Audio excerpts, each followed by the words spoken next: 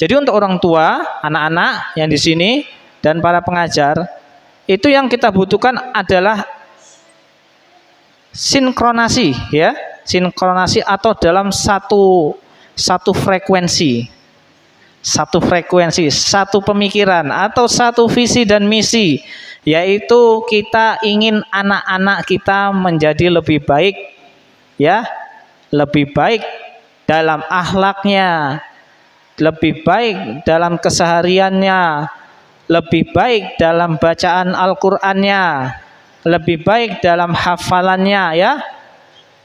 Itu kita inginkan. Nah, itu harus sinkronasi kita. Jadi antara orang tua, pengajar, dan anak-anak harus sama, ya. Gimana caranya? Caranya orang tua di rumah memonitor anak-anak, menyuruh anaknya untuk murojaah. Murojaah itu mengulang, ya. Apa yang dipelajari diulang, ya. Seperti pelajaran di sekolah. Jadi ketika orang tua menyuruh anaknya untuk belajar, ayo dikerjakan PR-nya, ayo dipelajari lagi, dibaca. Sama, TPA juga seperti itu. Bahkan lebih penting, ya. Kenapa? Karena kita belajar urusan agama, ya. Urusan agama itu kita bawa sampai kemana, Mbak? Ke Mekah. Sampai ke Mekah. Ini mau ke Mekah ini kayaknya ini, ya. Ya, belajar agama itu kita bawa sampai mati, ya. Untuk orang tua kita yang udah meninggal juga, ya, itu kita bawa sampai ke akhirat urusan agama itu, ya.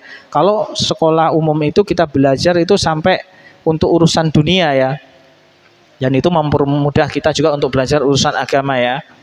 Itu keterkaitannya. Nah, di sini peran ketiga ini perlu, ya. Sinkronasi ketiga ini.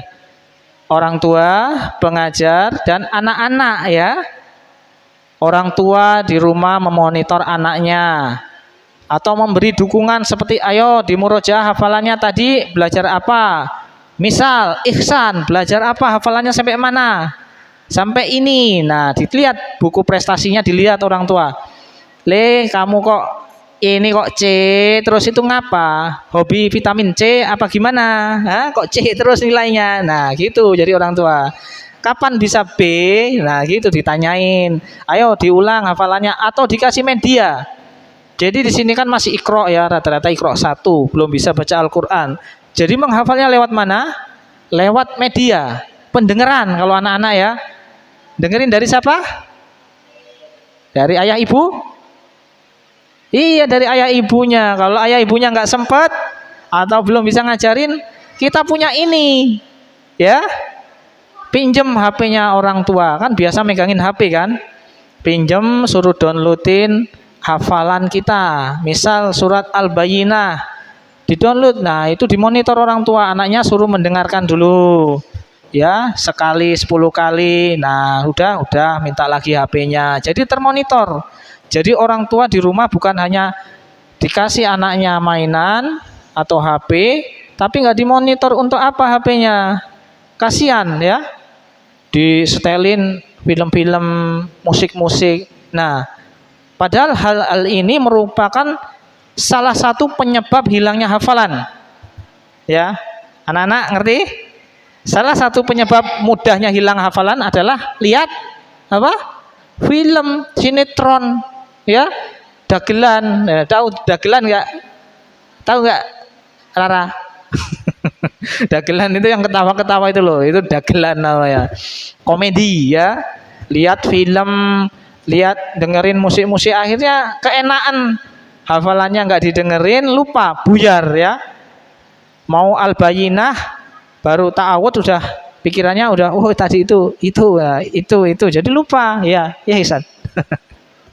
Jadi mudah lupa, ya. Itu peran orang tua di rumah memonitor anaknya. Jadi memberi support berupa apa, bantuan untuk menghafal, ya, seperti itu. Terus menasehati, tadi dikasih pelajaran apa di TPA, seperti itu. Kemudian peran guru ini juga sangat penting, ya. Guru itu pengganti orang tua. Kalau di rumah orang tua kita kandung, kalau di sekolah adalah guru kita, itu orang tua kita, ya. Guru bertanggung jawab penuh terhadap anak didiknya.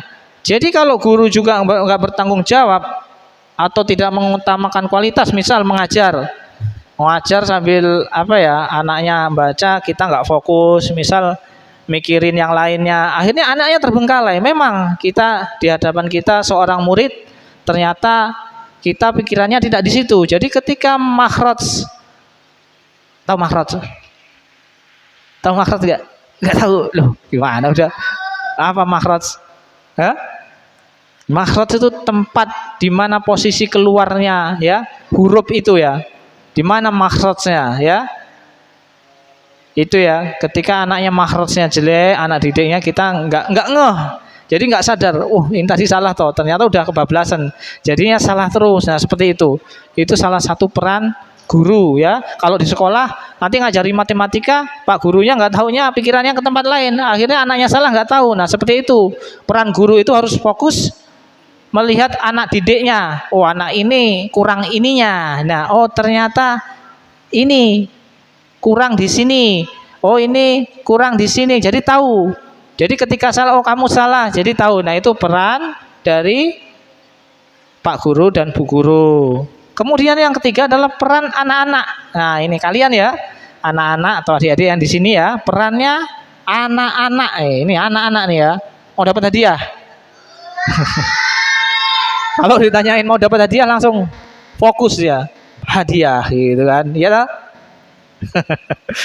Tawa ya. Peran anak-anak ini kalian ya, peran kalian ini sangat penting ketika belajar ya. Banyak orang bicara, oh kalau pinter itu tergantung anaknya, ya gitu ya. Iya memang, tapi enggak juga ya. Memang faktor penting anaknya pinter, iya, tapi tidak juga. Ada seorang ulama yang dia itu sulit untuk menghafal ya. Ada seorang ulama udah usia 40 tahun. Ayo Ustaz, 40 tahun kurang banyak Masian ya. Jadi ada ulama usianya itu 40 tahun ke atas. Ini belum jadi ulama, usia 40 tahun. Dia sulit menghafal. Menghafal Al-Quran itu sulit. Sulit banget ya. Kayak kalian ya. Iya enggak? Enggak, kalau kalian tuh enggak sulit. Kalau kalian tuh belum berusaha ya. Kalau ulama ini udah belajar ya. Wah, saya ini kok enggak bisa-bisa. Udahlah, saya enggak cocok jadi penghafal Al-Quran. Katanya seperti itu. Iya, enggak cocok jadi penghafal Al-Quran. Jadi kisahnya dia ini belajar tapi kok enggak bisa-bisa. Menghafal kok enggak bisa-bisa. Nah, ternyata dia menyerah. Udahlah, saya pergilah. Dia pergi untuk meninggalkan tempat belajarnya, misal TPA, dia pergi dari TPA. Ternyata dia ketika pulang di rumahnya dia berpikir, dia lihat apa ya, batu itu yang tertetesi dengan tetesan air itu mustahil untuk menjadi terlubang ya. Bolong itu mustahil, batu itu kan keras ya. Tapi ternyata dengan tetesan air yang sedikit netes, tes, nah itu ternyata batunya itu berlubang juga dengan tetesan air itu ya. Nah seperti itu. Jadi intinya kegigihan. Nah singkat cerita dari ulama ini, dia akhirnya berhasil. Dia balik lagi. Oh saya harus bisa. Mereka aja bisa. Tuh batu bisa berlubang dengan tetesan air yang lembut. Semut bisa mengangkat makanan yang lebih besar dari badannya dengan berusaha. Kenapa saya manusia yang dikasih pikiran ya, bisa berusaha ya? Kenapa nggak bisa? Ternyata bisa beliau. Dan akhirnya hafal Al-Quran ya, dan menjadi ulama yang besar ya. Nah seperti itu ya. Jadi peran 3 ini yang harus kita sinkronasikan. Satu visi, satu misi. Orang tua, pengajar di sekolah atau di TPA tempat belajar, dan anak-anak ya harus rajin belajar. Oke, itu saja pesannya untuk yang di rumah atau untuk kalian yang di sini.